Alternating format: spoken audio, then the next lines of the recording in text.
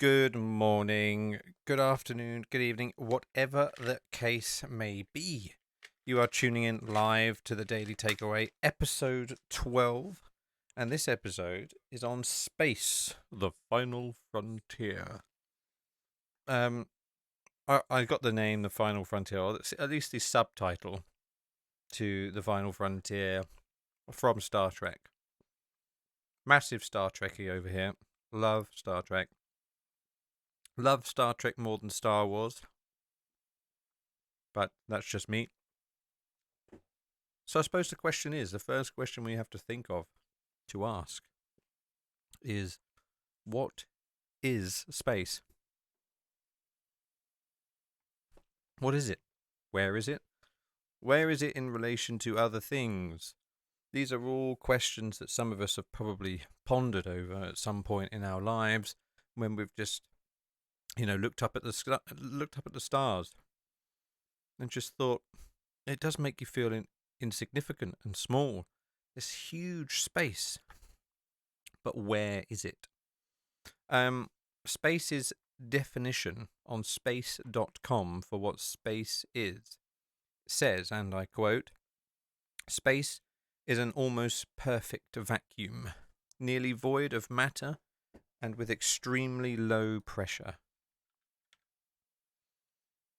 In space, sound doesn't carry because there aren't molecules close enough together to transmit sound between them.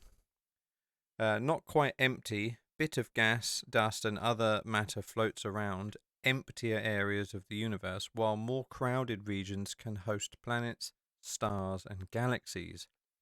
From our Earth-bound perspective, outer space is almost often thought to begin about 62 miles or 100 kilometers above sea level at what is known as the Kármán line. This is an imaginary boundary at an altitude where there is no appreciable air to breathe or scatter light. Passing this altitude, blue starts to give way to black because oxygen molecules are not in enough abundance to make the sky blue. No one knows exactly how big space is. It's difficult to determine because of what we know and what we can see in our detectors.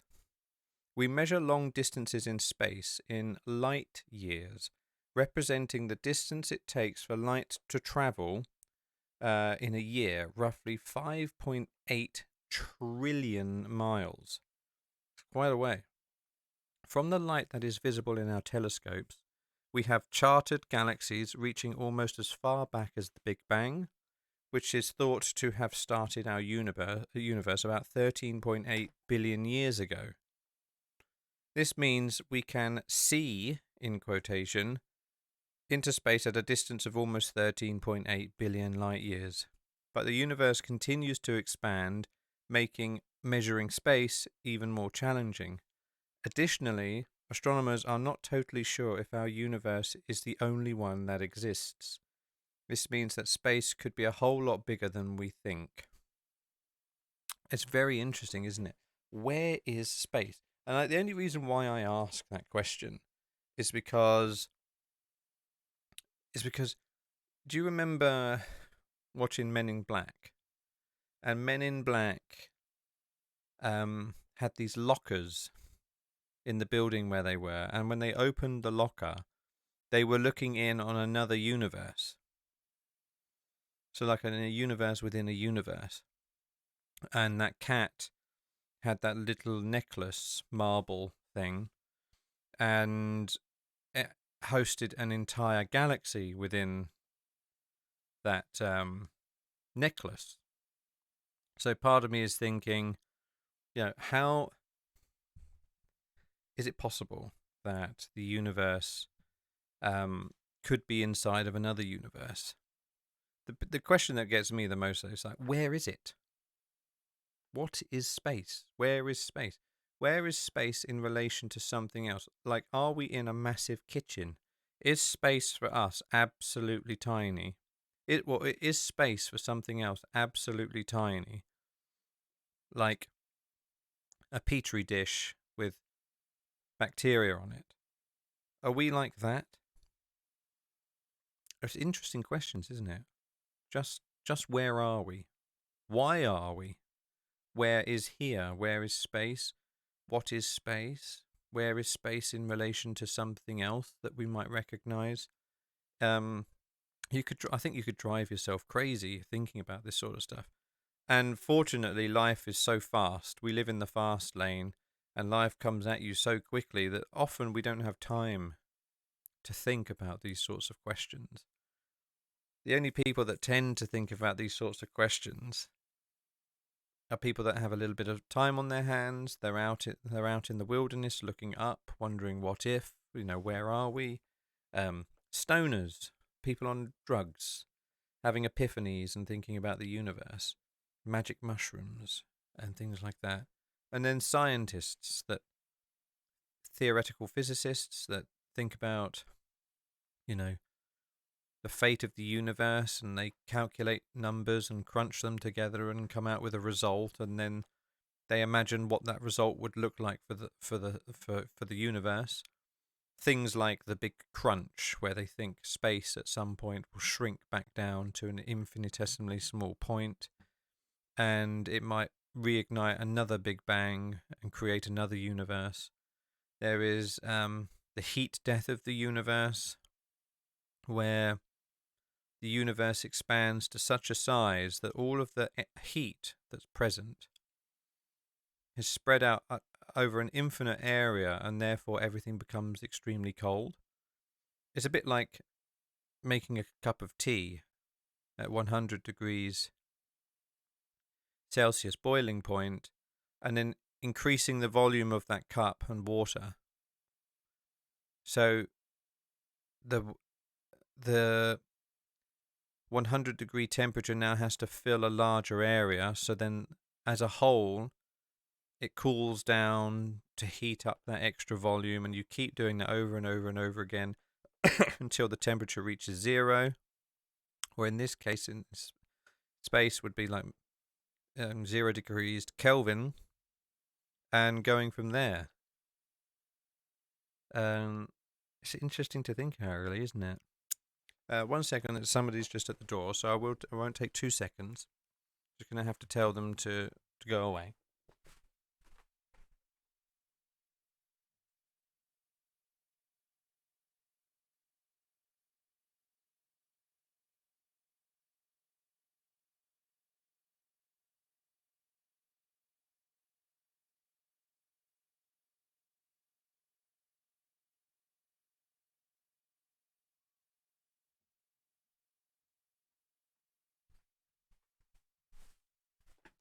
False alarm. It was just somebody posting something through the letterbox. Where were we? The big freeze. They believe that the universe can expand to such a size that all of the heat that's present currently in the universe would spread out over a much larger area, and then everything would become cold, and everything would freeze, and the entire universe would die. In that sense, it would become, everything would reach absolute zero. It's like we won't be around to see that, but it is a scary thought, though, isn't it? Just thinking about the state of the universe and the death of the universe. So, and we are here in such a fleeting time, blink of the eye, in astronomical timescales. Continuing on from space.com, it says here, space radiation invisible to human eyes.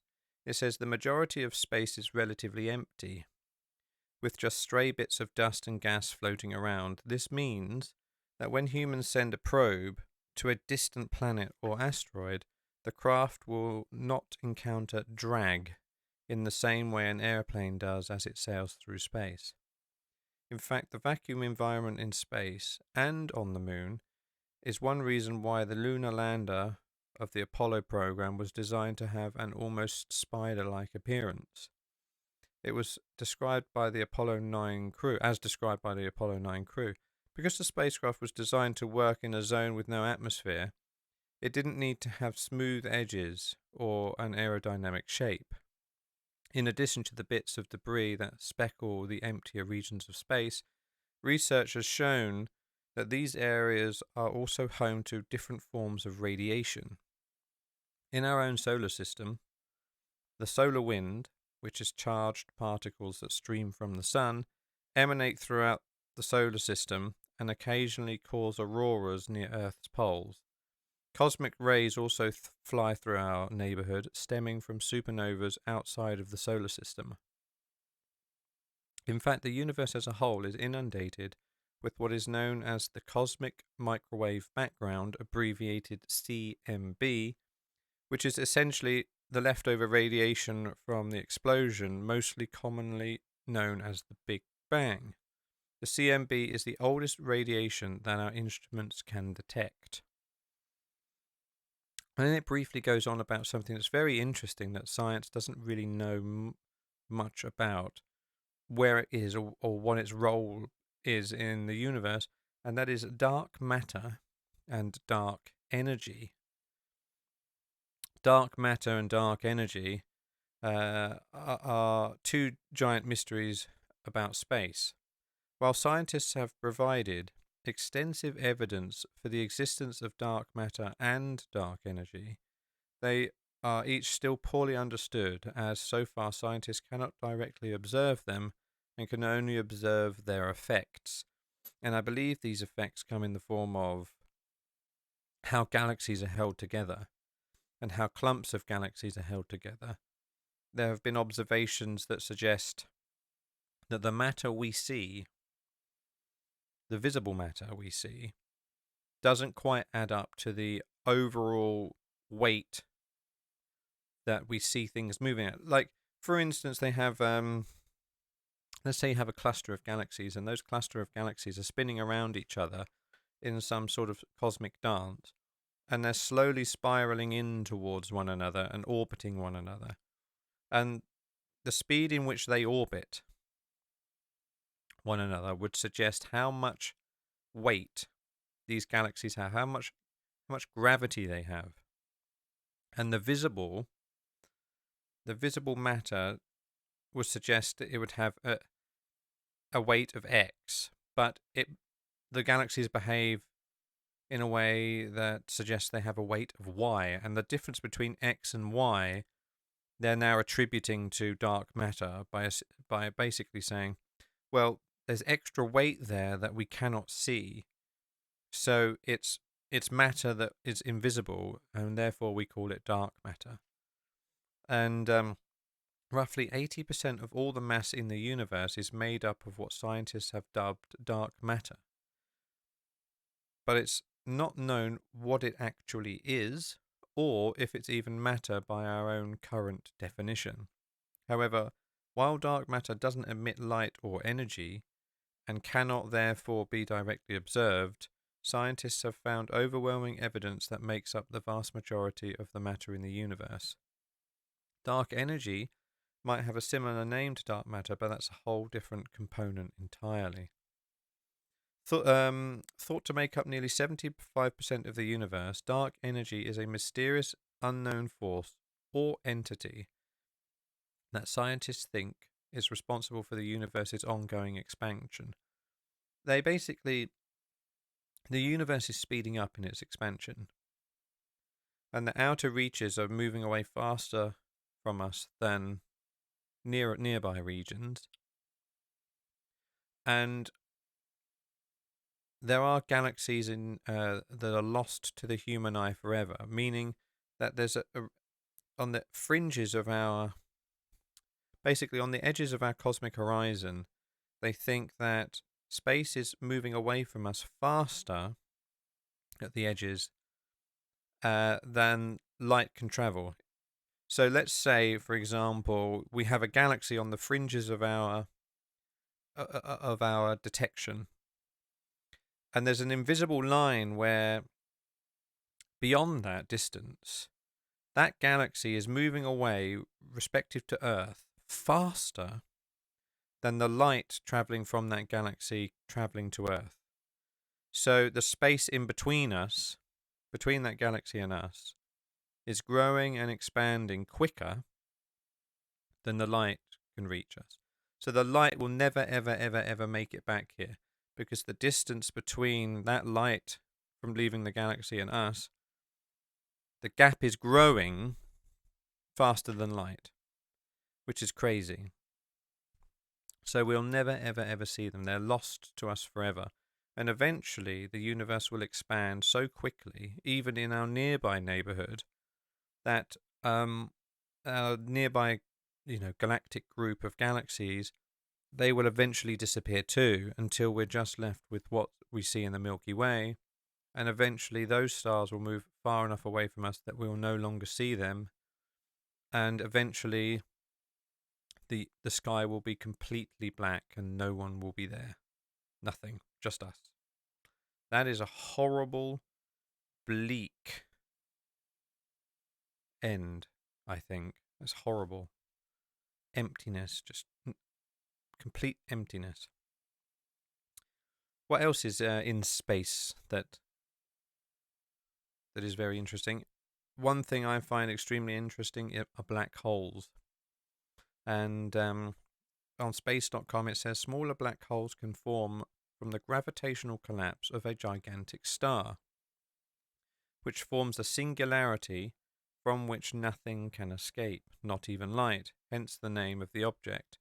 No one is quite sure what lies within a black hole, or what would happen to a person or object who fell into it, but research is ongoing. An example is gravitational waves or ripples in space-time that come from two interactions from black holes. This was first predicted by Albert Einstein at the turn of the last century when he showed that time and space are linked. Time speeds up and slows down when space is distorted. In the mid-2017, the Laser Interferometer Gravitational Wave Observatory, abbreviated LIGO, scientific collaboration was announced. 3 black hole interactions and mergers were detected through the gravitational waves in just 2 years. The team found that these 3 events in about 2 years indicated that when LIGO is implemented at full sensitivity, the observatory may be able to find these sorts of events frequently. Should a bunch of these black holes events be detected, it could help scientists learn how black holes of a certain size, several tens of the sun's mass, are born and later merge into new black holes. From my understanding, there's a chart of black holes, and they go from stellar black holes, which are the weight of the leftover cores of big stars that have collapsed into black holes. And then there is a gap between that stellar mass black holes, intermediary mass black holes, and then supermassive black holes. There seems to be some gap where black holes between like the masses of 30 suns and over like 100 to 1,000 that don't seem to be very frequent. They seem to go from stellar to supermassive with not much in between, and they're trying to figure out why this is the case. I do like black holes though. They are very interesting. Not so long ago, as I show you, for those people that are watching live on the stream, hello everyone, this is a picture of the supermassive black hole at the center of M87. If you remember, a few years ago, the team that were working on this for a long time made a press release showing this beautiful colored donut. And what we're looking at there is essentially the swirling hot gas around a supermassive black hole in the center of M87. And the top half of the black hole's accretion disk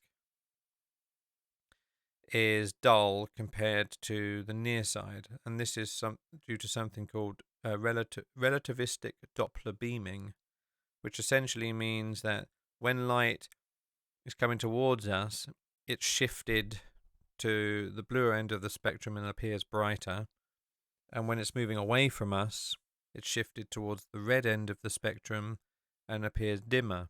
Now, the extreme of this would be that it could be shifted so far away from us that it now no longer is in the invisible light.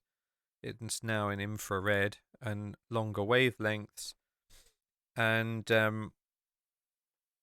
that's also what they're looking for with the new James Webb Telescope, is near infrared and mid-infrared galaxies that have the light has slowed down on its approach to us, so much so that it's not visible by Hubble, so it's only visible by James Webb. This is a beautiful image showing this accretion disk is spinning. An accretion disk is just matter that is falling onto the black hole, and it's getting caught up in a disk around the black hole and orbiting. And during this orbit, the material, the dust, and so on, heats up through friction to extremely hot temperatures, and then you get these hot plasmas, and a black hole which is feeding, which I believe M87 is, becomes what's known as a quasar. And I'll just get the definition of a quasar for you, because, to tell you the truth, I don't really remember. A quasar, also known as a quasi-stellar object, abbreviated QSO, is an extremely luminous, active galactic nucleus powered by a supermassive black hole with masses ranging from millions to tens of billions of solar masses surrounding a gaseous accretion disk, surrounded by a gaseous accretion disk. This is what we're looking at with M87. M87 has this gaseous accretion disk, which is being heated up through friction and becoming incredibly bright, so bright that we can see that sort of structure from the opposite ends of the universe. It's so bright.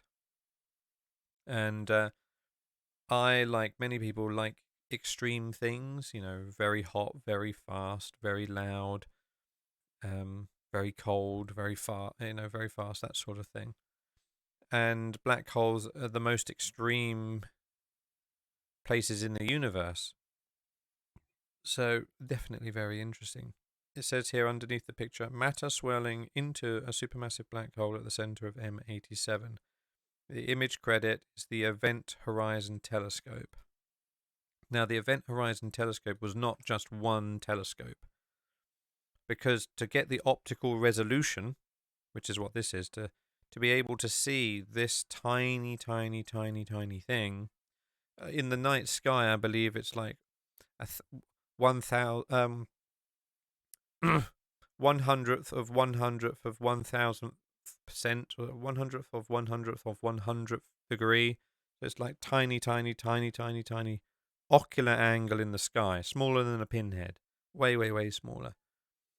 And to get the optical resolution to be able to see something that tiny, you would need a telescope with a mirror that collects the light the size of the Earth. And now, of course, it's physically impossible to build anything that big. So what they did was turn on several telescopes, like 5 or 6 or more telescopes, all at the same time, and train them on this area of the sky and had them looking at M87. And as the Earth span round, certain telescopes turned off as others turned on, and they're all pointing. And in a sense, they created a virtual telescope that was the size of the Earth, even though there were only a few points. They calculated the differences between the telescopes and did that for the entire circumference of the Earth to generate an image that looks like this. And it's really quite amazing. It says here,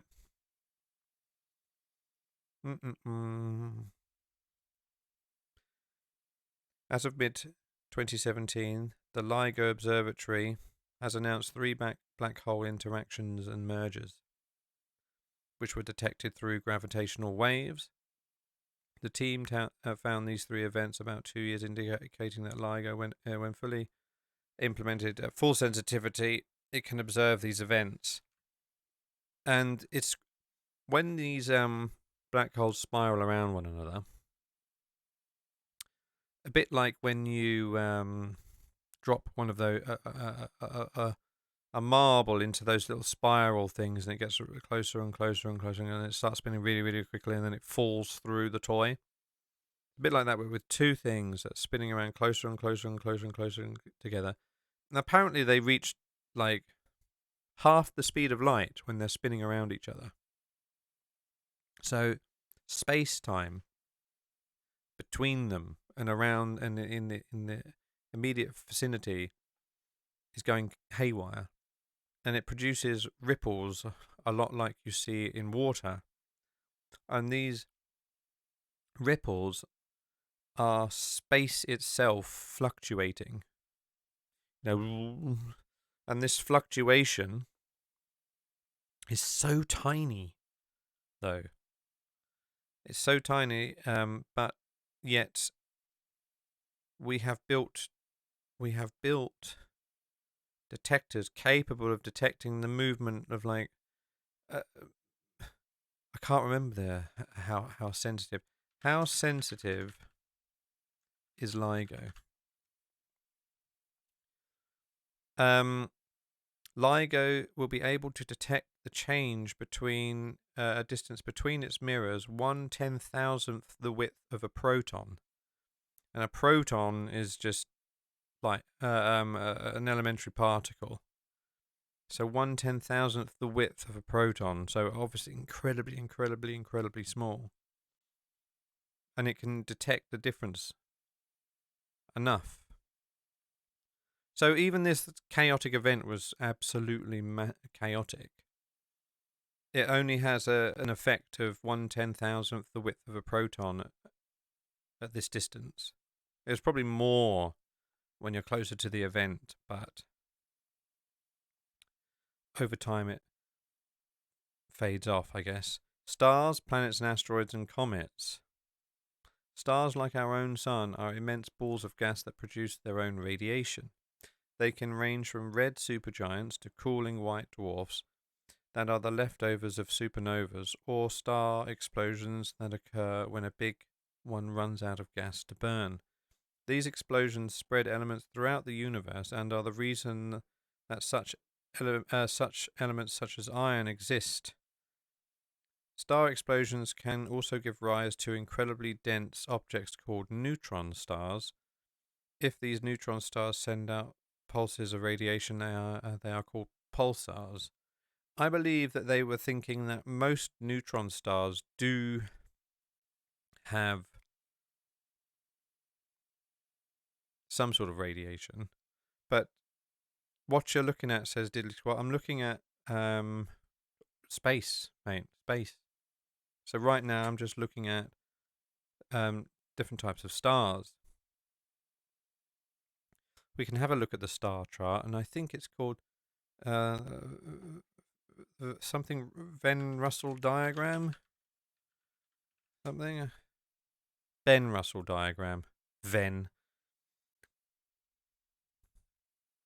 This is here the Hertz Russell diagram is a scatter plot of stars showing the relationship between stars and absolute magnitudes. It's quite complicated to look at first, but essentially what we're looking at here, this middle long diagonal line here, is something called main sequence, and it's what all stars start on. Then you have white dwarfs and other such stars up here, and you have luminosity. The sun equals 1. So the sun here is a yellow star. You have whites and blues, oranges and reds. I don't know enough about this diagram to say, but I know that the higher up you are, is the higher up the chart you get, the brighter you are. So here you've got giant stars, and then you have bright giants, supergiants, and I think they've even introduced a new category called hypergiants. And a hypergiant is just absolutely massive, and one of the biggest and heaviest stars that we know of, I think, is called R136A1, which is in the I believe the Large Magellanic Cloud. R136A1. This is a photograph of it. Again, not particularly impressive. It doesn't seem impressive. It looks bright. And its designation, R136A1, is the area that is in, and it's the brightest in that cluster.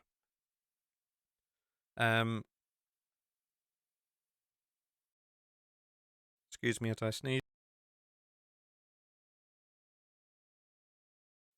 Allergies. Is one of the most massive and luminous stars known. They think it is at 196 solar masses. They believe, I believe that was larger than that before. I think it was in the 200 solar masses previously, but it's losing mass so quickly. It's probably also had another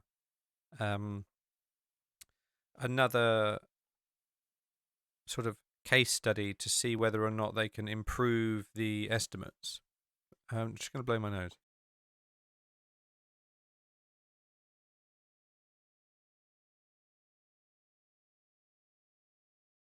So what does it mean when they say most massive?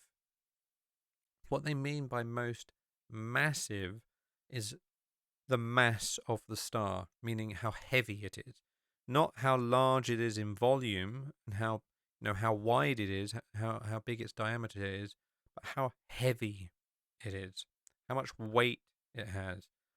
And R136A1 is believed to not even exist. It was theorized that these sorts of stars couldn't exist because they broke the standard model of star formation, and this is sitting at, it's the heaviest star they've ever come across by a large margin. And these sorts of stars are very rare nowadays, that all of the ingredients across the universe aren't really there anymore to create these behemoths. It also says here it's one of the hottest at around 46,000 degrees Kelvin. Well, how hot is 46,000 degrees Kelvin? Like, how do we know? And this is the surface temperature. We can have a look at the sun's surface temperature, right? Is only 5,778 degrees Kelvin. This is its surface temperature. So the surface temperature of this R136A1 is considerably hotter. But don't forget that the sun's nuclear reactions are in millions of degrees here. A fusion hydrogen into helium is at a temperature of 20 million degrees Kelvin. But that's internal. So that's one of the largest stars ever seen. Of course, you have other like really chaotic stars called Wolf-Rayette stars. Wolf-Rayette stars are very rare, apparently. Super, super rare. And if we load this up, Wikipedia seems to be going a bit slow. Wolf-Rayette stars, often abbreviated as WR stars, are a rare heterogeneous set of stars with unusual spectra, showing prominent broad emission lines in helium. Basically, it's believed that a Wolf-Rayette star is like the leftover body of an extremely, extremely bright and large star that's sort of blown itself apart, in that the outer layers of the star have sort of blown off, and you have this core that's extremely bright and extremely hot compared to normal stars. And it's saying here that the surface temperature of known Wolf-Rayette stars range from 20,000 degrees Kelvin, not that much, to 210,000, hotter than almost all other kinds of stars. and they say that they are evolved stars, massive stars that have completely lost their outer layer of hydrogen and are fusing helium into heavier elements. Most stars fuse hydrogen into helium, and depending on the size of the star, that process can take tens of billions of years or longer, like our sun. And then when they start running out of hydrogen, they start fusing helium into heavier elements, and that timescale is like a fraction compared to the hydrogen burning phase.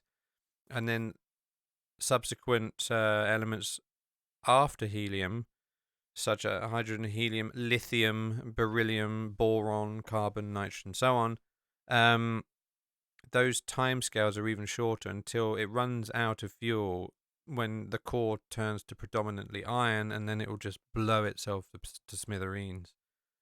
So Wolf-Rayette stars, this is a picture of one. I'm not sure if it's an artist's impression or an actual picture, but all of this gas that you see around the outside is the outer layer of that star, that previously huge star, that's either blown itself up in a supernova, but the core has remained, or has just basically, from what I understand, is the outward pressure from a star in radiation.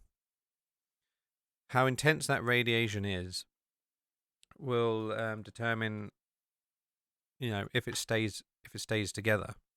So you have a balance here. You have the weight of the star pulling everything in due to gravity, and then the intensity of its radiation pushing itself apart. And most stars are in balance, and our sun is in balance. But when the star produces so much radiation, the outer layers of that star can just drift away and be blown away, like this has, to reveal this core, this burning core. Others, can do this several times, and a lot of nebula that we see around stars are the result of huge stars just losing like 50% of their mass and just depositing it around the star. It's beautiful to look at. If you're looking up on stream right now, live and on YouTube, you'll be able to see this image. This image is courtesy of the Hubble Space Telescope. And you can tell that it's a Hubble Space Telescope image by the four lines that go through, the four spectral lines that go through. They are diffraction lines. And I believe the James Webb Telescope has 8 or more. So, beautiful. There's another famous star called, what's it called? In the Cramped Nebula. I think it's Eta Carinae. I think. Yes, Eta Carinae.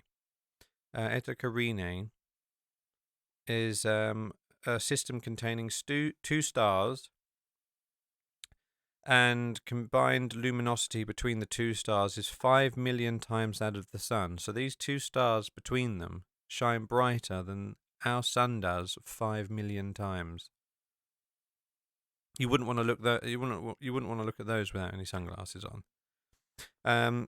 Located 7,500 light years away, so not that far away. On the it's in our galaxy, in the constellation of Carina.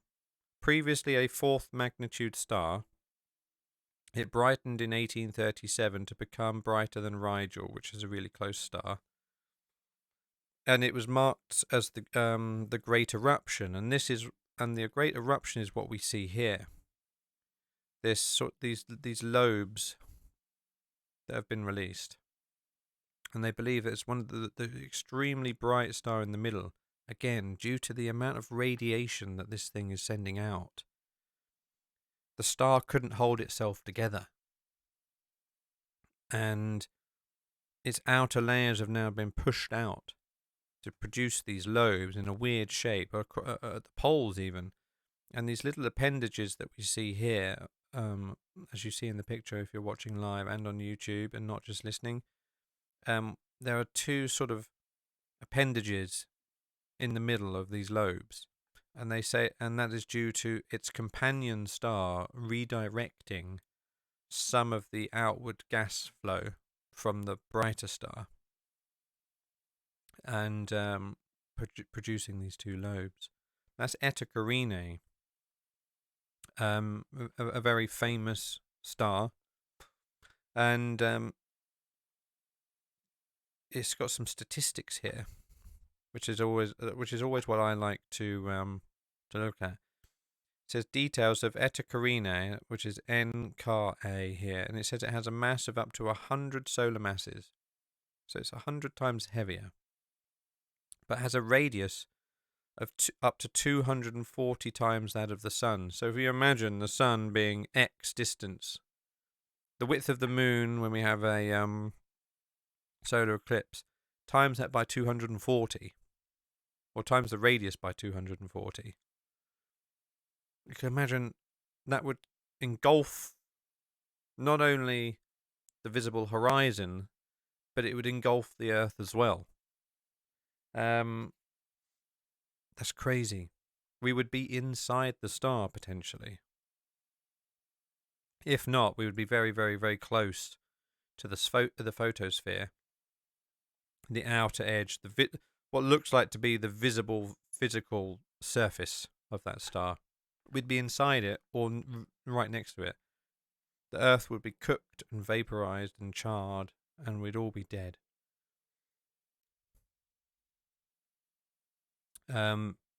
Luminosity 4.6 million times brighter than the Sun. So we can actually have a look of list of brightest known stars, just out of curiosity. What are the brightest known stars in the universe that we can see of?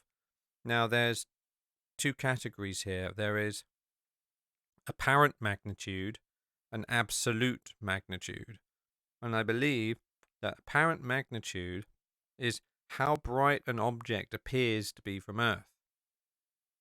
And apparent magnitude is like, it apparently looks that bright from here.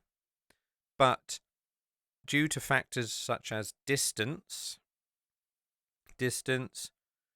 interstellar medium, like if there's dust and gas between us and that star, and other factors,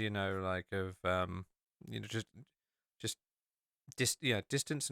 Basically, it really does boil down to distance and what sort of stuff is in between us, because it could be dust and make it look really dim.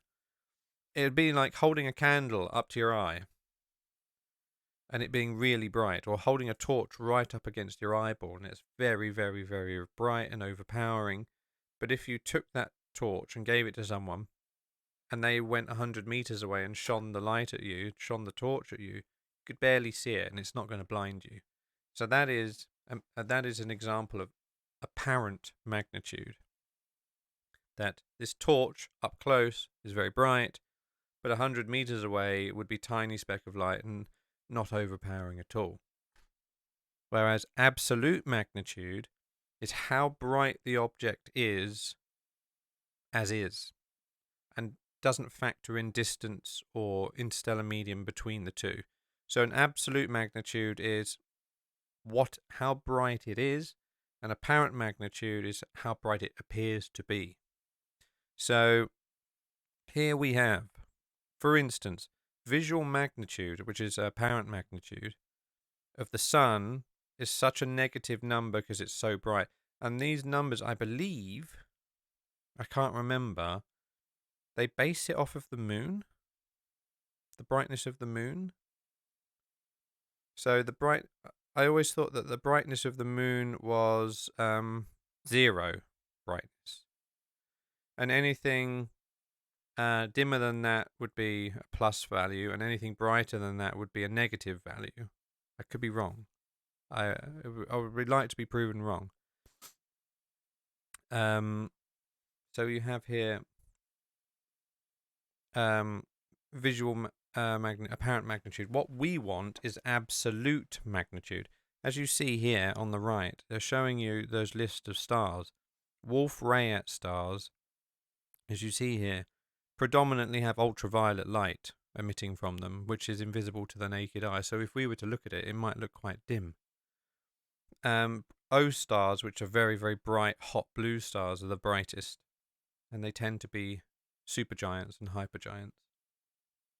When we go down the scale here, I think the Sun is a G-type star. I could be wrong. I think it's a G2. Yeah, G2V. We want absolute magnitude, so let's see if we can get a list of absolute magnitude stars. List of most luminous stars. Here we go. Is this it? Here we go. Here we are. In the Tarantula Nebula, it says here there's a star designated BAT99-98, and it has here a bolometric luminosity, where one luminosity is the Sun, of 5,012,000. So 5,012,000 times brighter than the Sun, which is crazy. You see here, though, it has an apparent magnitude of 13.38. Because it's far away and it probably has dust in between. And there are others that have higher values, like 17, but it's not as bright. It's only half as bright. But let's have a look at what this B1899-98 is in the Tarantula Nebula. Same nebula as the previously heaviest known star, R136. No, not previous, is R136A1. So it's in the Large Magellanic Cloud, which is one of the dwarf galaxies that's orbiting the Milky Way. We have the Large Magellanic Cloud and the Small Magellanic Cloud. Nothing much is going on in the Small Magellanic Cloud. The Large Magellanic has lots more stuff going on and is interesting, which is also the Tarantula Nebula. So if we have a look at this photograph of the Tarantula Nebula, it's just a nebula. But right in the center here of the nebula, at this star cluster in the center, is where the heaviest known star in the universe exists so far. It says here the Tarantula Nebula is a large H2 region in the Large Magellanic Cloud, forming its southeast corner from Earth's perspective.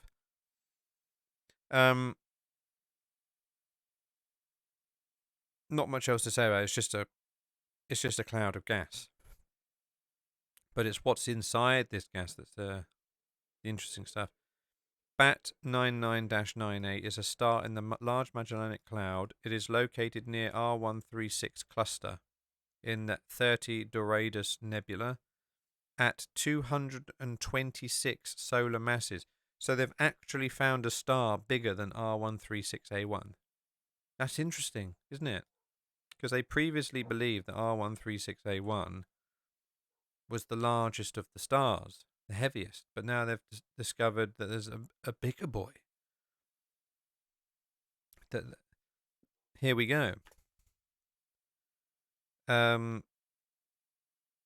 Is it really? Because they've still got that 196 listed here. Oh, this is the region. Right, this is the region. So this one here, the largest of the region is R136A1, but it seems like BAT 99-98 is 27 solar masses bigger, which is huge. A 27 solar mass star by itself is gigantic. But this thing is 27 solar masses bigger than the 190 solar mass star. Crazy. And apparently it's a Wolf-Rayette star. So not only a Wolf-Rayette star, if you remember, has shed some of its outer layers already. So whatever this star was, at some stage in its life, it was heavier than 226 solar masses. Crazy. that these sorts of things exist out there. But most people don't care about them, it has to be said. Most people don't care about space and time, unfortunately. They are fleeting discussions. But like I'll just say, I don't particularly care about it, like, to the point where I want to have a career in it. But it does interest me, and occasionally I will delve deep down the rabbit hole and talk about stars until the cows come home, because they're impressive things right there. And I like the heavier, brighter, more notable stuff. But what else does space.com say about space? It's got here planets and asteroids and comets. Interstellar object Oumuamua. Says here, maybe a chunk of... What's it say? Maybe a chunk of what? It doesn't say.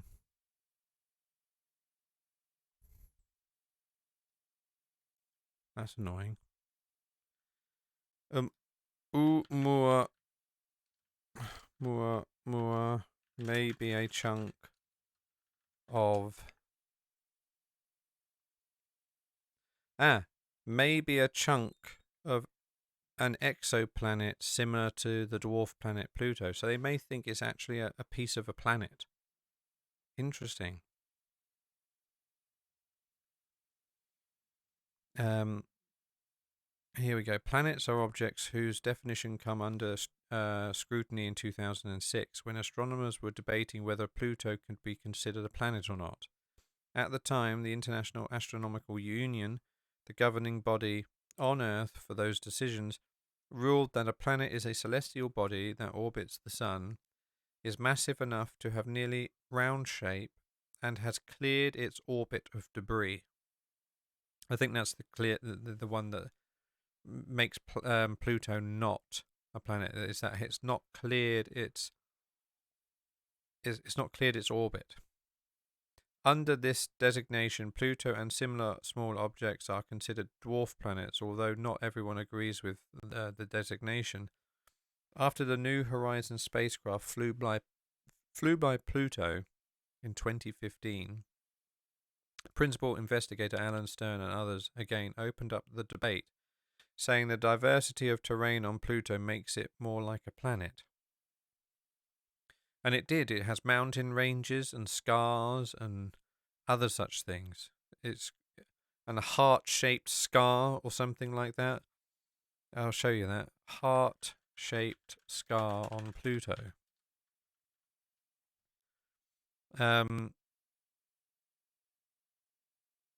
It's sort of a stretch, but for those of you that are looking at the image now, live, and not just listening, like as you see here, it's half a heart, and you could argue that it continues over the other side as well, but not really.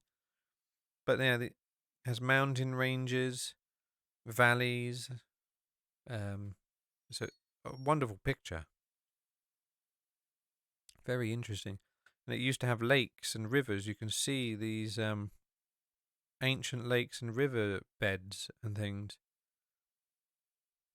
It probably wasn't rivers of water, though. It was probably like rivers of methane, liquid methane and things like that. Or maybe even liquid nitrogen, if it's that cold.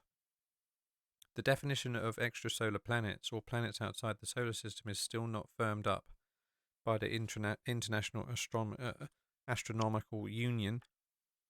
But essentially, astronomers understand it to mean that objects behave like planets in our neighborhood. The first such planet was found in 1992 in the constellation Pegasus, and since that time thousands of alien planets have been confirmed. I remember them talking about this, and they used to think that Earth and our solar system was potentially the only planets in the galaxy. It was mad, because they were looking at the stars and they just couldn't see any planets. So they assumed planets must be really rare. But I think that's a bit stupid. If they were really rare, what are the chances that our solar system had 8 of them? If they were really rare, surely we'd just have 1. But since then, I believe correct me if I'm wrong, but I believe the current estimate is that 100% of the stars in our solar system, in our Milky Way, have planets around the stars. At least one. I believe that's the estimate at the moment. The guesstimation is that every star that they look at, they believe has at least one planet. The trouble is with that theory is that direct observations of these other stars, you can only tell if there's a planet going around it if there's a transition. And a planetary transition, as I'm going to get you the definition, the correct definition, a transit occurs when a planet passes between a star and its observer. So if a planet doesn't move between the star and us, can we accurately say that that star doesn't have a planet? No. We can only say it doesn't have a planet because the view of which we're looking at the star, it could be orbiting any other way, and that orbit does not cross between us and that. It could be perpendicular, orbiting around and over the poles, for example, rather than side on. And can they then confidently say that, well, that star doesn't have a planet because we haven't seen a transition? No. So they're assuming that every planet has a star because every star had planetary disks during its formation in a nebula. They have almost every star that they've seen, or forming star that they've seen, has planetary nebula around the forming star. And they believe that the process of star formation is also the same process as planetary formation. And the only reason why the star forms and why the planets form is because the star won the race. It aggregated and collected under its own mass through random collisions of, one particle bonding with a second particle and then forming chains of molecules, and those molecules clumping together and producing, a dust particle, and then two dust particles come together and collectively have more mass and gravitational pull than the lighter dust around, pulling everything in over the days, weeks, months, years, millennia, until that tiny collection of rubble then becomes a pebble, becomes a rock, becomes a boulder, becomes, an asteroid, and it over time aggregates as much material as it can until its gravity is so heavy that its surface becomes uniform, it becomes round, because under all of that weight, essentially what's happening is gravity is pulling at the surface equally in all directions and crushing the rock for it to be flat. It's not perfectly flat, but it's close, like the Earth.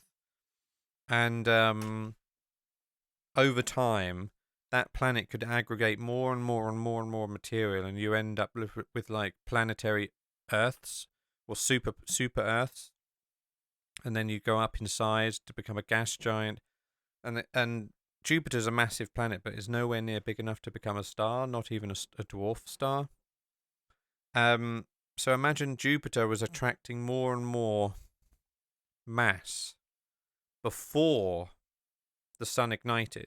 Because when the sun ignites, it is now producing nuclear reactions which now have outward radiation which blow the planetary nebula away. It disperses the planetary nebula. I think I've busted up my shoulder because every time I lift my shoulder, my arm hurts. I think I've done my shoulder in. Anyway, it disperses the planetary nebula, and then planetary formation will cease because there's no more material around for that to happen, unless throughout the course of that solar system's evolution, you have planetary collisions, which is what they think the moon is. They think something collided with the Earth of similar size. The Earth won the battle, and the leftover is the moon. That's what they think. And this could go on, and obviously that's completely random. Those are random events. So they believe that every solar system potentially has at least one, because they think star formation and planet formation go hand in hand. And sometimes you have binary systems where two clumps in a planetary disk, or at least, two clumps. The star that's eventually going to be the dominant star may also have something around it that's collecting up all of the rest of the planetary material, and that also reaches a threshold where it can become a star and it ignites in fusion. Because the only thing that happens is when a planet or celestial body is collecting all of this weight, all of this material, it heats up. Its core heats up and gets hotter and hotter and hotter and hotter. Like the inside of Jupiter is very hot, and it slowly, it's very slightly, it gives off light during the night, so it has a very, very, very, very, very dull brown color, for example. It gives out some heat. It gives out more heat than it takes in, or something like that. Because Jupiter is shrinking over time, and during that shrinking process, the core heats up, which produces heat. Same sort of process that ignites a star. That crushing force sort of hits a threshold where the heat generated from friction is hot enough to fuse hydrogen into helium, and then that in turn produces its own heat, which then in turn causes a chain reaction where hydrogen is continuously being fused into helium. And that's how you can get binary systems, or even triple systems, where in that planetary disk there may be fewer planets because there are larger almost stars, because they've eaten up everything else in that planetary disk, and they're on the verge of becoming stars themselves. So you can have the original star and two extras, but it's very, very rare. And I think scientists now believe, or the hypothesis is that stars and planets form hand in hand, and stars are a byproduct of planets are a byproduct of the star forming process, something along those lines. Because 50 years ago they used to think we were alone, that there weren't any other planets, and now they're finding planets on most of the stars that they look at, which is pretty cool. And then that begs the question, are we alone in the universe? Are we alone in space? Now that we believe there are more planets, there's a planet around every star, at least one planet around every star, then we could say that there are several billion planets in the Milky Way. You have M87 galaxy, for example. What is the largest known galaxy? I think it's an elliptical galaxy, if memory serves, called ICC 10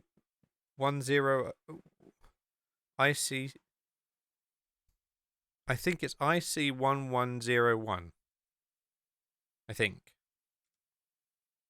IC 1101. Yes, get in. Nerd alert. Nerd alert. Now, it is 334 million parsecs, which is a distance of 1,000 million light years away. So a billion light years away.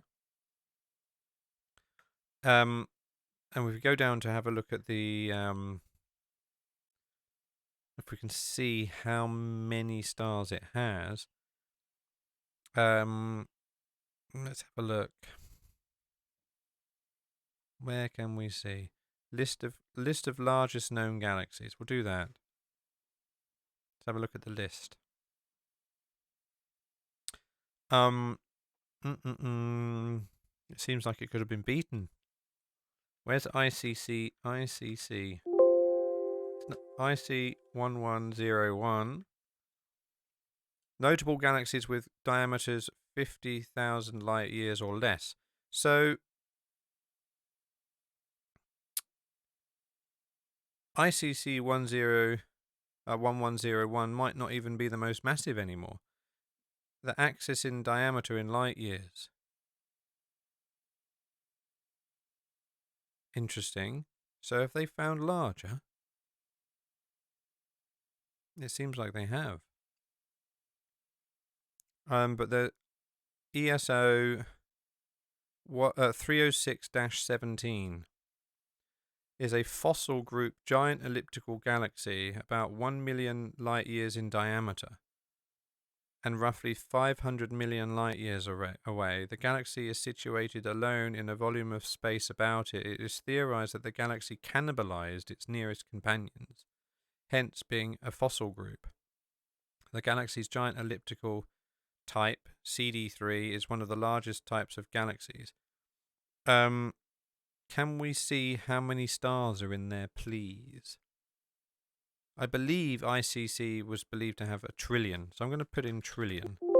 No, sorry for the noise there. The word trillion doesn't appear.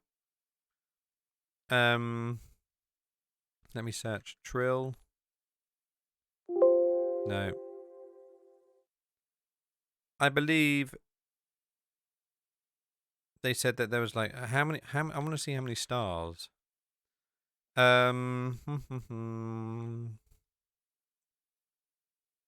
It doesn't say. Like most large galaxies, it's populated by metal-rich stars. Metal-rich stars are basically old generation stars or something like that, which are 7 billion years older than the sun. Yeah, making it a golden yellow color. It doesn't say. Has an ultramassive black hole in it between 40 and 100 billion solar masses. The central black hole within the Milky Way, I think, is only like 7 million times the size of the sun. And this is 40 billion. So you can imagine how much bigger this galaxy is, because the central massive black hole is proportionate to the overall size of the galaxy. So the Milky Way galaxy is relatively small. It has a relatively small central massive black hole. The IC 1101 is a massive galaxy, and therefore the central massive black hole is proportionate to the overall size of the galaxy, so it has to be massive too. 40 to 100 billion solar masses. Crikey. I'm still trying to see how many stars are in. We'll have a look. How many stars are in IC 1101? 100 trillion. IC 1101 contains 100 trillion stars, and they give it a staggering luminosity in comparison. Our galaxy hosts between 100 and 400 billion. So this is a much larger number. Forget not that once we get to 999 billion, we go to 1 trillion. So you could say that it's quite big. I don't want to do the maths. I was attempting to do the maths, and I thought, no, just give up, because you'll sound like an idiot. Just give up and let the viewers and the listeners try. 100 trillion. The Andromeda Galaxy, which is one of our nearest neighbours, is larger than us by nearly, I think they were saying it's definitely over twice the size of the Milky Way. 1 trillion. So if you look at the galaxy Andromeda, it has 1 trillion stars. The potential there is that each star has at least one planet. So that's at bare minimum 1 trillion planets. Do we think we're alone in the universe with those sorts of numbers? Is it possible that there is another civilization somewhere that that is out there. It's interesting, isn't it? Like 100 trillion. So IC 1101 contains 100 trillion stars. There's a potential there for them to have 100 trillion planets. So it just seems less and less likely that we're alone, because there's an awful lot of space and there turns out to be an awful lot of stars.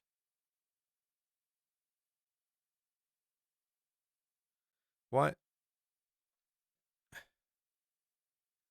It's annoying that it thinks that I'm going live with podcast episode 13, 12 football. It should have been 13 space. I do apologise. But we are on episode 13, not 12. So I'll have to fix this later. I'll have to fix that later. It's episode 13 space. So it's quite I just can't see that we'd be alone in the universe. Not now we know, or we theorize that every star must have a planet, or it's theorized that it has a planet. How many of those planets are the right distance away from their host star? First of all, how many of those stars are the right sort of star? Meaning it's not too bright, so therefore it's not too ultraviolet, because ultraviolet, although we do need it and it has energy, it can sterilize planets and it's dangerous. How many of those stars are the right kind of star? And they do believe that sun-like stars are the most popular, the most numerous star type in the universe. It's the most common. So we could say that there's a percentage there that most stars are favourable for life. Most. Let's say 50%. It's probably not that high, but let's say 50% of the visible stars in the universe are the right type of star to be favourable for life. How many stars that we see have planets? Well, if they assume that every single one does, then we can say 50% of the stars that we see in the night sky have a planet around it. But how many of those 50% have a planet around it that's the right size and distance? So Earth-like planets, somewhere around 1 Earth mass. How likely is that? And depending on how likely that is, we can then come up with a number. It would be very similar to like the Drake equation. The Drake equation. I think it's T, not yeah. The Drake equation, also called the Green Bank equation, is an equation that purports to yield the number of technically advanced civilizations in the Milky Way as a function of other astronomical, biological, and physical factors. We can start working up a number. 50% of the stars are the right kind of star. So we know that they've got a planet around them, or we theorize they do. Is that planet within the right distance, the right size, and then the right distance from the star? If it is, how many of those planets have life? How many of those have liquid water? If they're at the right distance, chances are they do believe that water is very abundant in the universe. I mean, every comet is made of water. A lot of asteroids have water. And we see most of the planets in the solar system and their moons also have water and liquid oceans. Apparently, like there's a moon of Jupiter that has more water on it than the Earth does. So there's a lot of water about. How many of them have liquid water? How many of them have biological life? Then the question is, how many of them have intelligent life? The problem here is, with intelligent life, we are here through happy accidents. I call it a happy accident. We are here as the result of natural selection, random mutations, survival of the fittest, and other contributing factors. And we only came about as the result of the previous dominant species, being the dinosaurs, were made extinct through a cataclysmic event of meteor impact. How likely is it that these planets around these other stars that are the right distance from the star, that are the right star, the right size, have water, haven't each undergone cataclysmic events, which seem to be very common because of all the building blocks of the solar system are still lingering around the periphery, around the very edge, in the Oort cloud, and in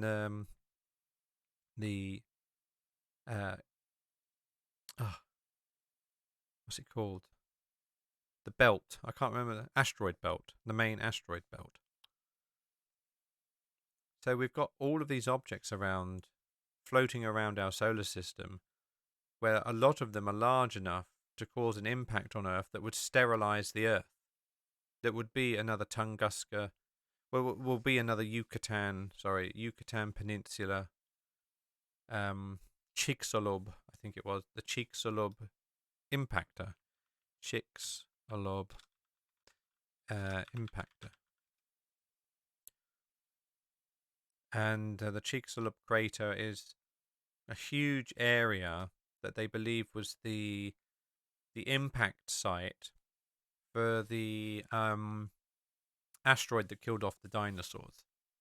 And it turns out that these impactors, these craters on Earth, are everywhere. It's just that we have weather that make them disappear. Their features are less defined over the course of, thousands and millions of years of hot to cold to thawing to freezing to rain to wind and weathering, just essential weathering. If you look at the moon, you can see how many impactors have hit the moon. How likely is it that these planets, these special planets that live in the Goldilocks zone, that have water and have life on them, haven't been subject to bombardment just like the Earth has? And it's had, I believe, 2 bombardment periods. And the one that killed off the dinosaurs, I think, is the late bombardment, I believe. The late heavy bombardment, that's the one. And the late heavy bombardment is a hypothesized event thought to have occurred approximately 4.1 to 3.8 billion years ago, at a time corresponding to such and such eras on Earth. That something came through the solar system. Something came through and sort of knocked the planets out of their sort of stable orbits, I guess, and basically caused havoc on the smaller objects and asteroids and comets, dragging the smaller asteroids and comets into the inner solar system. Because right now they're relatively, they're not in any danger of hitting us, because they're slowly but surely just orbiting far, far, far, far, far beyond the orbit of Pluto. But something came nearby and disrupted that sort of balance, that equilibrium, and caused a lot of these Kuiper Belt objects and Oort cloud objects and things to tumble into the inner solar system over the course of millions of years and rain hell down on all of the planets in the solar system during the late heavy bombardment. And they believe, like, not all of those impactors have hit. So we have a lot of those asteroids that have been caught within certain gravitational fields, and there are a lot of these just lingering around. And there's a lot of danger out there. And what is the likelihood that these extraterrestrial planets that live in that perfect zone haven't been subject to the same sort of treatment? And if it's common that this sort of impactors, which I think they believe that these impactors are very common, because within our lifetime we've seen one that produced explosions on Jupiter that were the size of the Earth, and that is Shoemaker-Levy 9.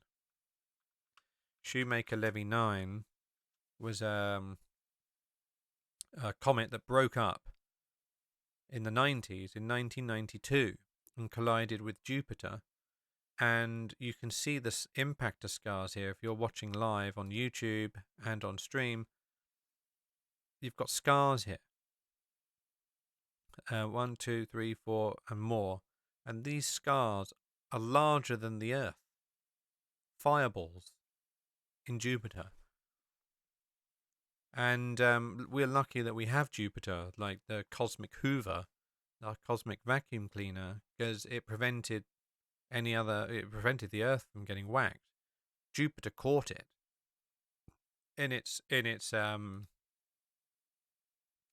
gravitational field and deflected it around the sun and caused an impact. As you see here, there's an animation of the orbit around. It caught it. So when it, I don't know if it went around the sun, but it caught it in its gravitational field.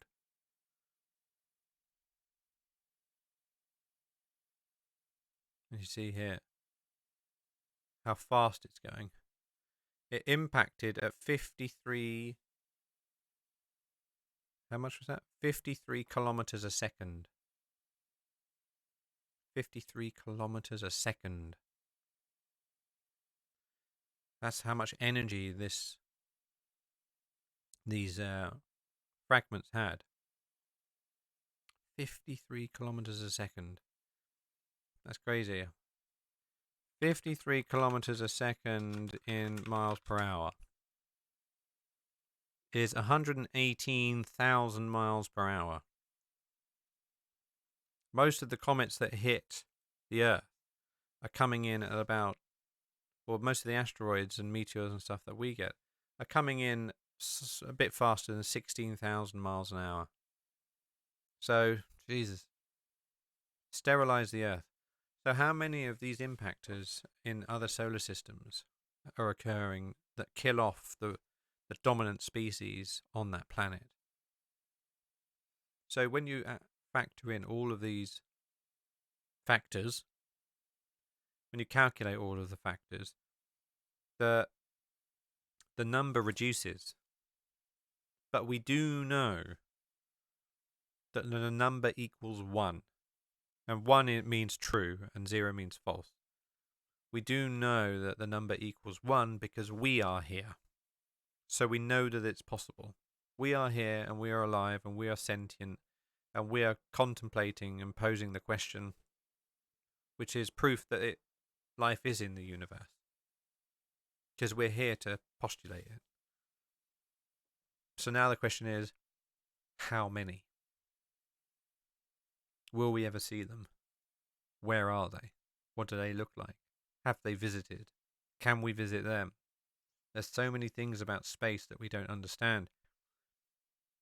It was previously believed that space was a vacuum and was empty. They've recently discovered that space is the opposite of empty, that particles are coming in and out of existence all of the time.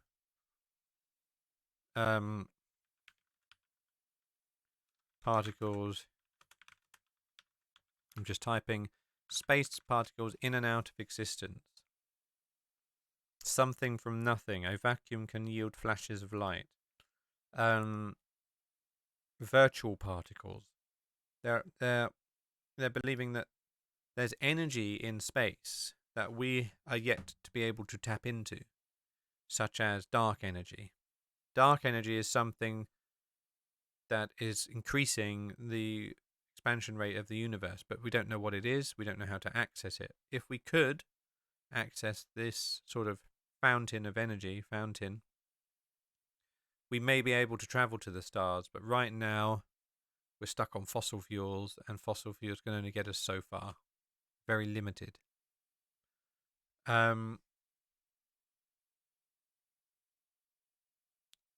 Thinking about space, how big it is, vast, open, empty. We know life exists in the universe because we are here. We have just yet to discover other forms of life. It's a very difficult place to explore because it's inaccessible, it's inhospitable, it's dangerous. Space, we can't just point in a direction and travel because we have no idea what is between us and what we're traveling toward. If we're traveling toward wherever it is that we've designated our destination, a grain of sand could put a stop to that journey. I mean, the International Space Station has been up in space for a long time, and that parts of the International Space Station have been punctured and riddled with holes. Recently, the James Webb Telescope was just hit with a grain of sand, and it's gone straight through the mirror and punctured the hole, and it's only been there for a couple of months, floating around in space. James Webb Telescope punctured. Need to put in punctured. Space rock that hit James Webb Telescope caused more damage thought. 18th of July.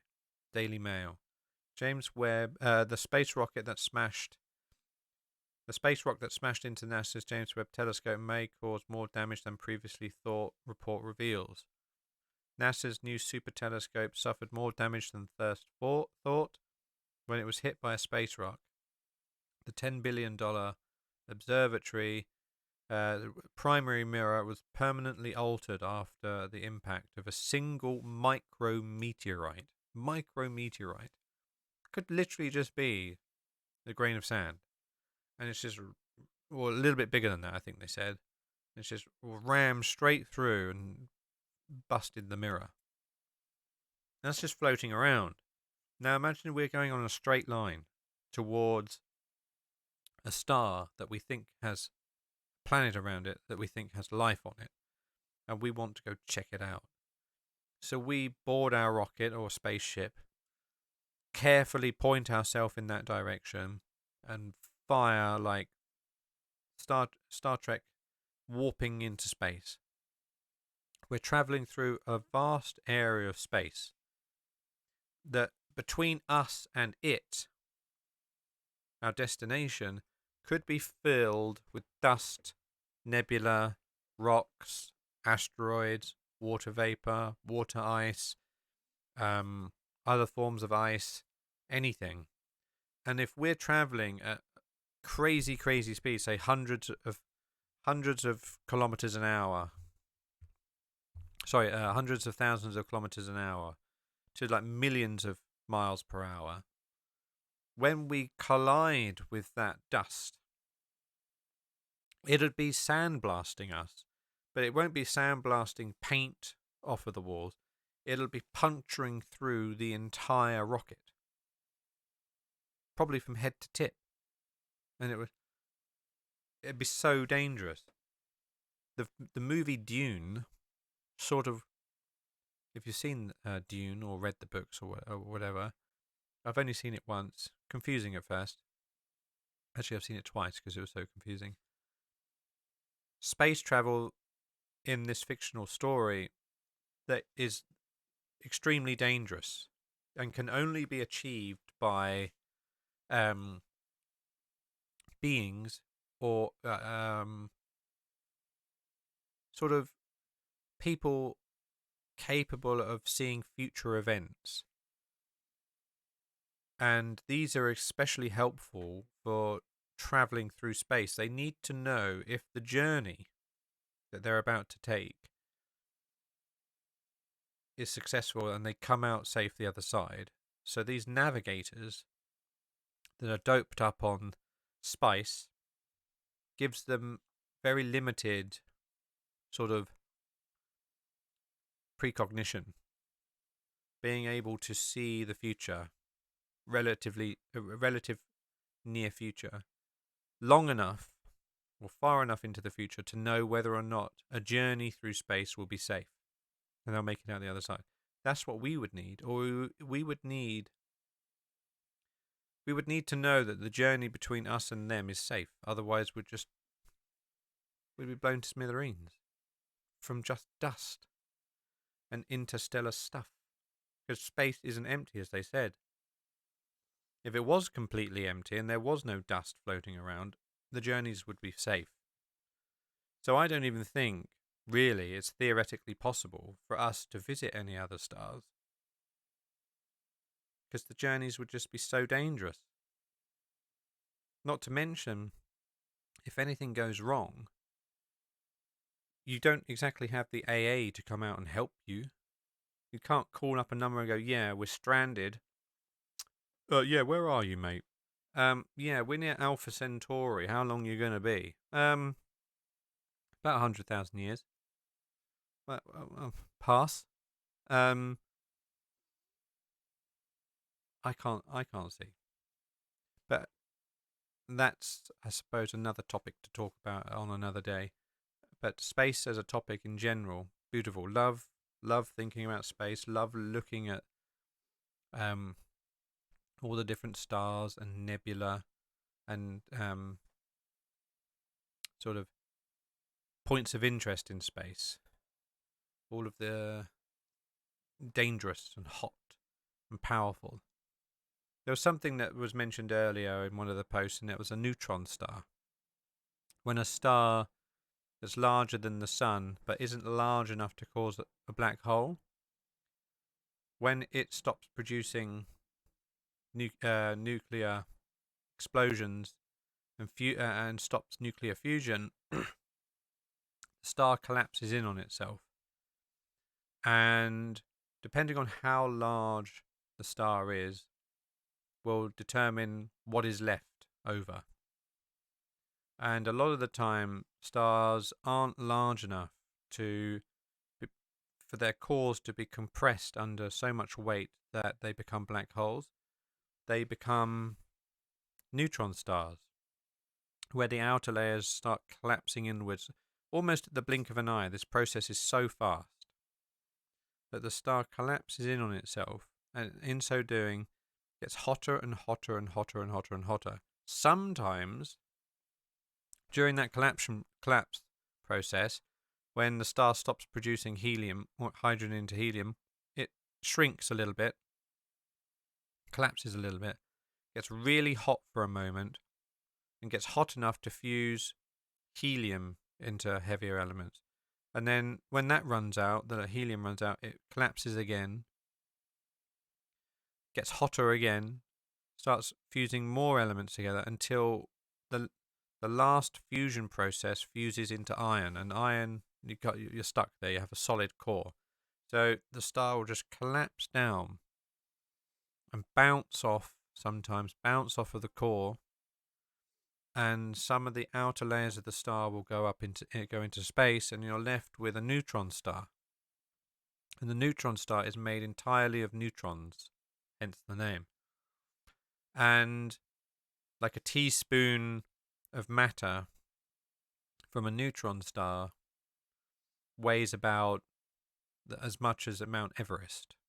It's incredibly dense. There's so much matter inside that tiny space on a teaspoon.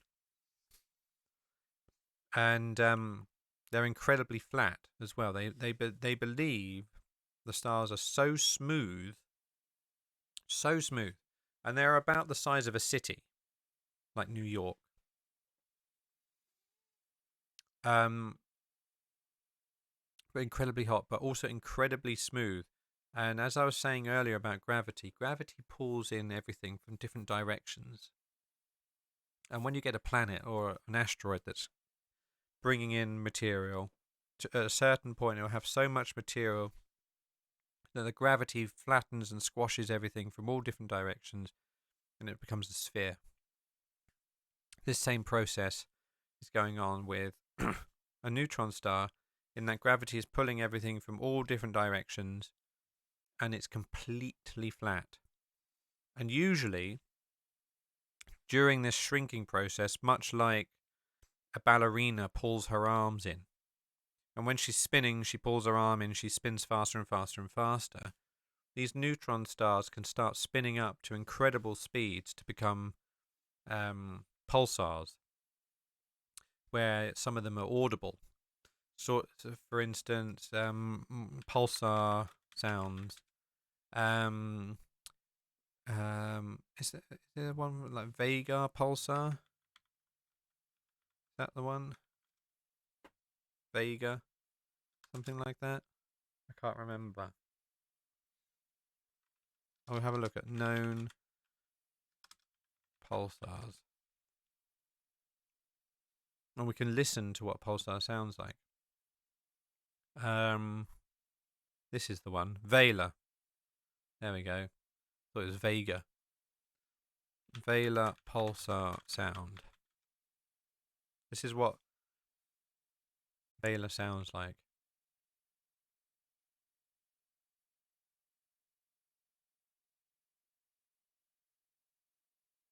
Right, here we go. Vela.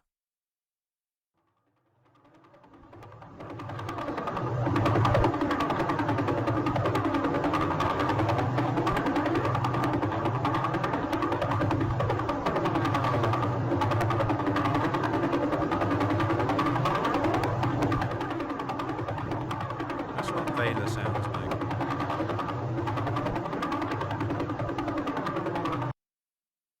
Not my favourite kind of music, but when the star collapses, if it's already rotating, which most objects in the universe are already rotating, it's very rare that some are stationary. Some are caught in geostationary orbits, some are sun-locked, tidally locked. Like one planet will have one face of the planet will constantly be facing the host star, but it is still rotating. It's just rotating at a speed that's the same as its orbit time. Anyway, so these stars collapse, spin up, become a neutron star. They maintain that spin. They speed up due to the sort of constriction process, like a ballerina pulling her arms and spins faster. So then you can get pulsars. And this spinning can be, tens, 20s, hundreds of times, hundreds of hertz, hundreds of cycles a second. If the star itself, the neutron star itself, wasn't completely symmetrical, it would blow itself apart just from spinning. And they say that, imagine you've got a sphere that's the size of New York City. So it's, 20 miles across or more, 30 miles across, 50 miles across. And if the discrepancy on one side of that sphere to the other was the width of a human hair, the width of a human hair on a sphere that's 50 miles in diameter would be enough discrepancy to cause the star to be lopsided, to cause it to blow itself to bits. So it has to be completely smooth. Completely. No ridges, no nothing. It has to be completely flat. Because if it wasn't, stars spinning at that speed would be lopsided, would be made lopsided just by the width of a human hair over the distance of 50 miles. That's nothing. But still, that's enough for these stars to just blow themselves to bits. So, neutron stars have to be incredibly flat and smooth. But what if the star is slightly bigger than, slightly larger than, say, 4 to 5 solar masses that produce a neutron star? The only reason why it becomes a neutron star is because atoms don't like to occupy the same space. They don't like to be near one another. When they get close, they usually repel one another. Well, neutrons don't like to be next to one another. So there's something called neutron degeneracy pressure, and I'll get the exact definition for you. Degeneracy. Neutron degeneracy pressure. A vital application is the degeneracy pressure found in the interior of white dwarf or neutron stars. The degeneracy pressure is greatly needed in the interior of these stars to counteract the pressure of gravity. The balance of gravitational pressure and degeneracy pressure is what keeps these stars stable. So, in a sense, neutrons have a repelling force, this degeneracy pressure, and this force that prevents them from occupying the same space, being near one another, is what's preventing the star from crashing down and becoming a black hole completely. And if the star is large enough, if the star during this collapse is large enough, that it will get to the stage where it would be, if it was smaller, a neutron star, but because it has that extra mass that overpowers that neutron degeneracy pressure, overpowers it, and then it continue crushing it further. And when it crushes further, there's nothing in science that they know of that can prevent that from happening. And it crushes down, continues crushing down until an infinitesimally small point. We were talking about earlier about LIGO being able to detect a wobble of the distance between these 3-mile long arms at LIGO, these lasers along these arms, a wobble that is 1/10,000th the width of a proton. So even smaller than that hair on the outside of a neutron, it would be crushed into something much, much, much smaller than that. They think that it crushes into a size that's infinitely small. And science, they don't like dealing in infinites, because an infinite is like a paradox. It's unanswered questions. They like answered questions. They like finites. Well, they believe that a star, if it's big enough, can crush itself down to a point that's so small that the gravity becomes so intense that light can't escape. It's called, I can't remember what it's called. Like you can crush any object down to a size, anything, you, me, an apple, a peanut, anything down. If you crush it down small enough, that too will become a black hole. And there's a limit, and I can't remember what the name is. It's escaping me. But there's a limit. And that limit is, if you imagine a rocket being fired away from Earth, you have to have an escape velocity to basically escape Earth's gravity, to fly off, to escape.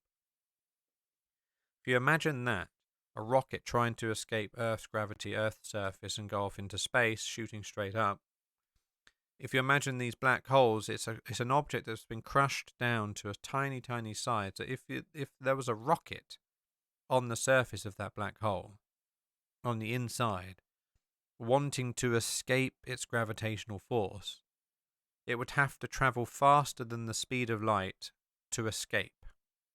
And nothing can travel faster than the speed of light, so then nothing escapes, so then it's black. And that is like the most intense thing in the universe.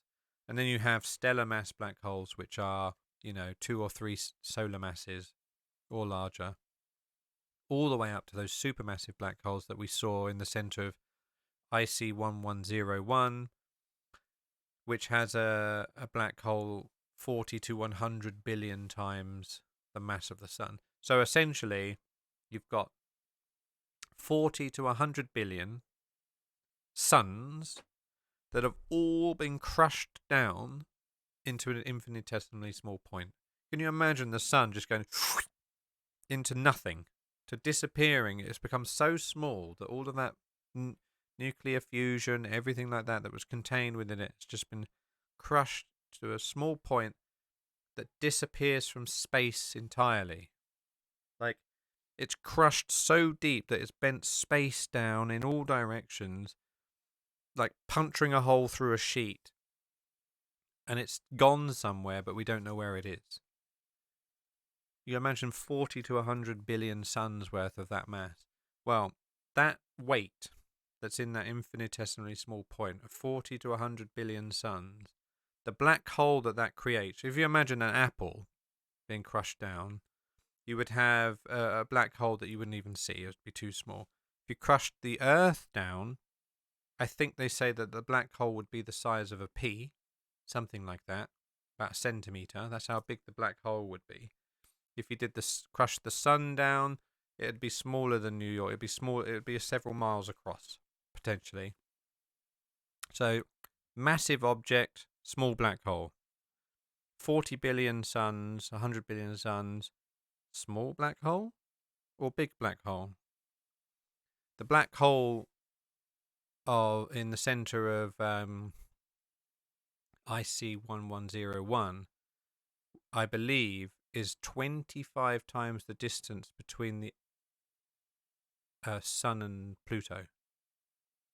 So we can fit our solar system inside the black hole. We could fit a lot more than that inside the black hole. This black hole is so big. But just imagine how big it is.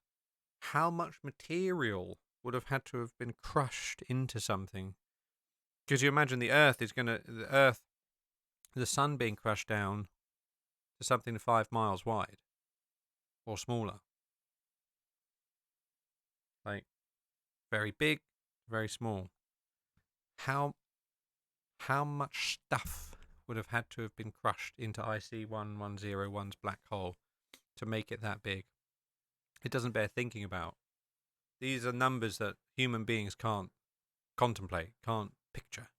Because if you tried, I guess you would lose your mind. And did you know that there's other types of black holes that you can have? You can have black holes based on the amount of energy. And that, I believe, they are called Kugelblitz. I believe. Kugelblitz. Is a black hole. In theoretical physics, a Kugelblitz is a concentration of heat, light, or radiation so intense its energy forms an event horizon and becomes self-trapped. According to general relativity and the equivalence of mass and energy, if enough radiation is aimed into a region, the concentration of energy can warp space-time enough for the region to become a black hole. So in a sense, you can have an area of energy. So much energy in a tiny, tiny area that it itself can become a black hole because it's so compactified with energy. There's also information. Information can become a black hole. If you have so much information, if you were to think of a number so large, and that number is stored in your brain, eventually your brain would contain so much data, so much information, so much energy that it would collapse and become a black hole. And there are numbers out there that people could try to think of that are so large that if you were to think of all of the numbers, your brain would collapse into a black hole. And that number is Tree 3. Tree 3, if you want to Google that, it's tree, the word tree, and in brackets, circular brackets, the number 3. It's a simple game, but its possibilities are finite, but go on for a very long time.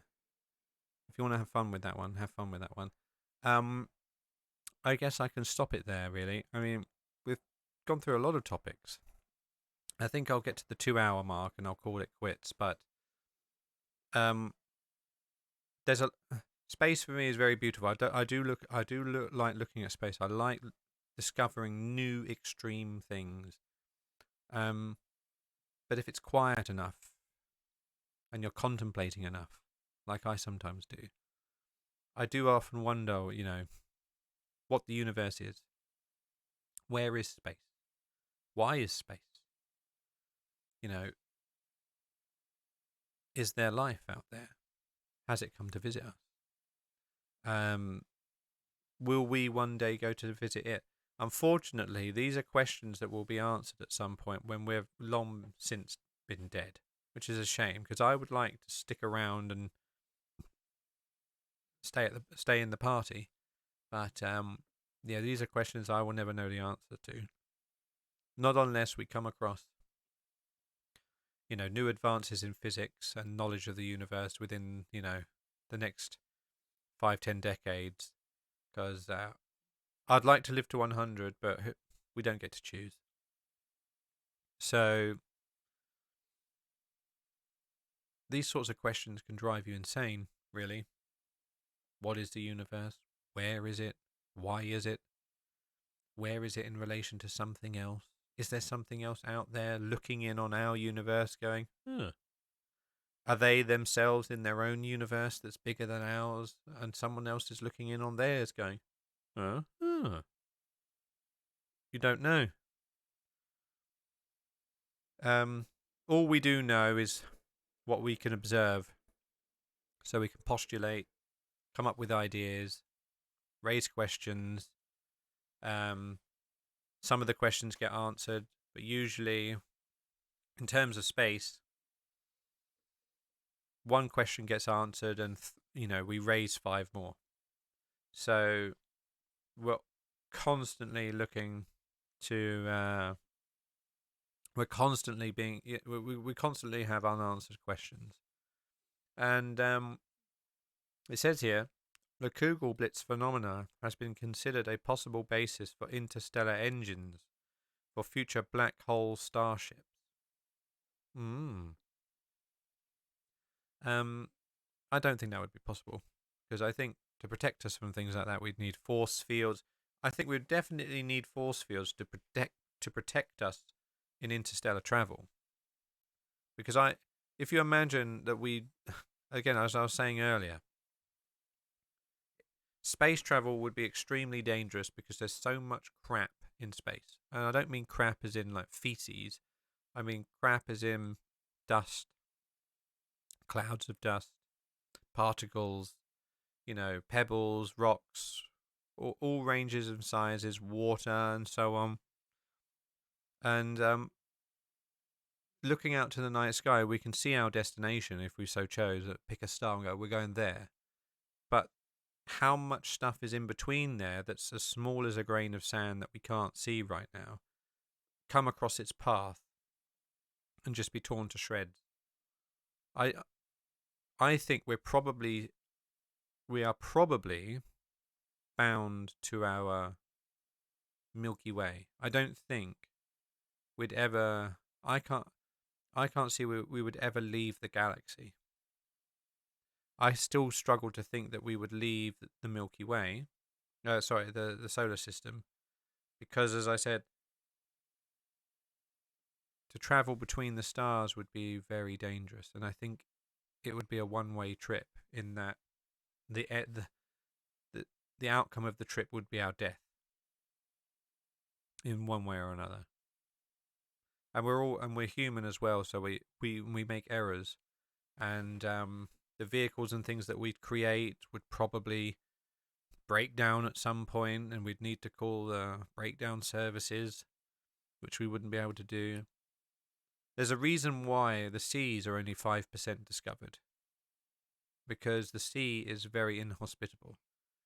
Not only can we not breathe under there, it has a massive crushing force, and we'd just be crushed to death.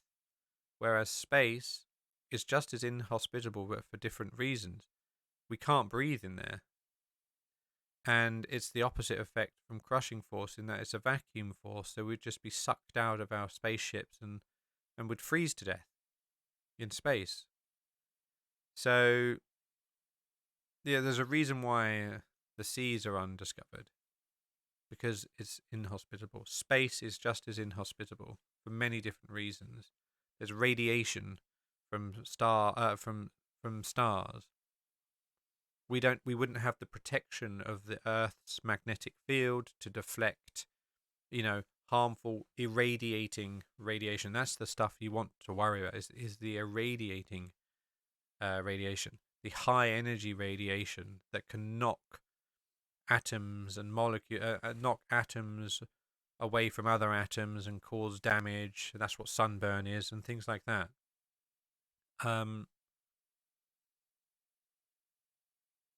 It would be nice to think that future generations could solve that problem, but I think we're stuck to the solar system for a good while. But if you have enjoyed this chat and you would like to talk more about space and you would like to have another podcast about space, you can contact me through YouTube's comment section. You can @ me through there. You can check the video description, for which all of my social media links will be there. The link tree is a social media link that will give you links to everything else. I will also paste the individual links to Twitter and so forth. They will be available in the comments below.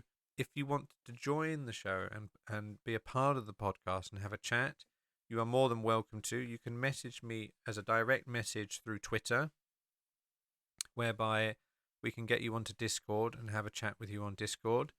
If you want to invite me onto one of your podcasts, that would be wonderful.